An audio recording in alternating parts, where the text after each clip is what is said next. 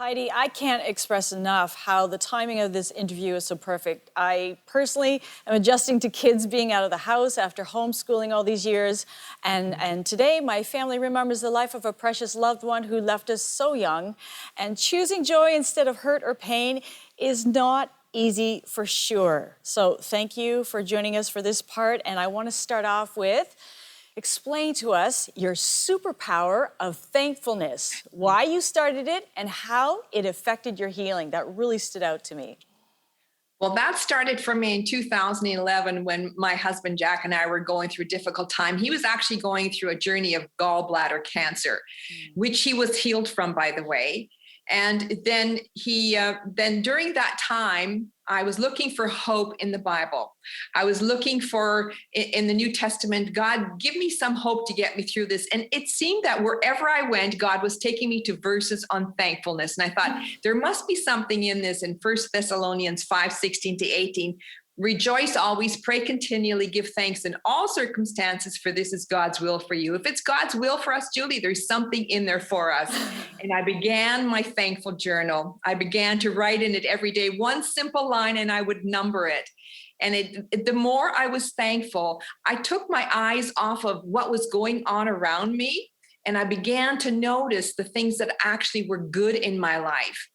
And I've discovered since then that there's actually something that happens in our brain and in our spirit, that it shifts our perspective and healing comes and we can cope with life. And not only that, but thankfulness, it heals us. It empowers us to see life from God's perspective and not the feelings that we're going through at that time. Wow, I know for me, it's like a pendulum. Hanging on to thankfulness for 1 minute and then sinking into despair. And it's like trying to stay there, Talk to me about how we need to take the time to nurture and build our faith before trials come. Well, it's like a bank account. You can only spend what you have in there. And so we need to make sure that our foundation in God, that we know who He is, that He is the source of our hope, that He can be trusted. And we need to know that. So when trials and troubles come, we already have that foundation. Does it make the pain any easier, Julie? It doesn't actually, but it helps us to get through that. It gives us the strength to forge on. Yeah, thank you for sharing that. It doesn't make the pain easier, but you're right. If we don't put money into our bank account, we can never withdraw from it. I love that analogy. So you also shared the Bible stories of how Jeremiah, Elijah, Jonah, and Paul experienced unanswered prayer. Explain what the blessings of unanswered prayer mean. The blessings. Well, those blessings don't come for a long time, Julie, because in the moment, unanswered prayer is horrific. It's, God, have you forgotten about me? God, have you not heard my prayer? But looking back, when you see unanswered prayer, you see that God was there, that what happened at that time needed to happen. In Isaiah 55:8-9, for my ways are not your ways, my thoughts are not your thoughts, that God has a higher plan. He has a higher story. And much, much later, we are actually able to see in Romans 8:28 that God does work all things together for good, but it doesn't happen in the moment, Julie. It takes time to process that, and we don't often see that until way after our story has been played out. Yeah, and you mentioned that we have an upper and a lower story. So what does that mean, and how do we apply it to our ways of thinking?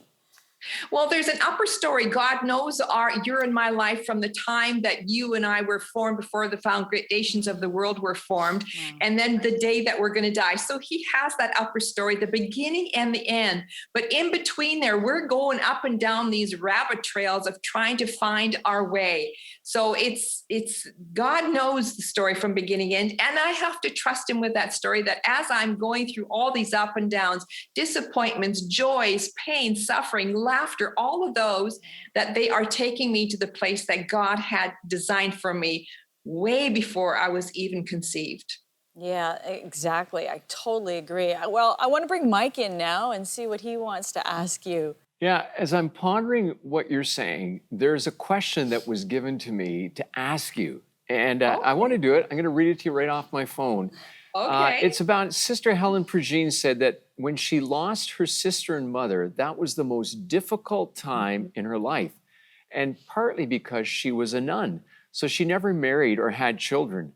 But she said in an interview She remains grateful to God for the mother, father, and sister she had and says, ego says, look what happened to me.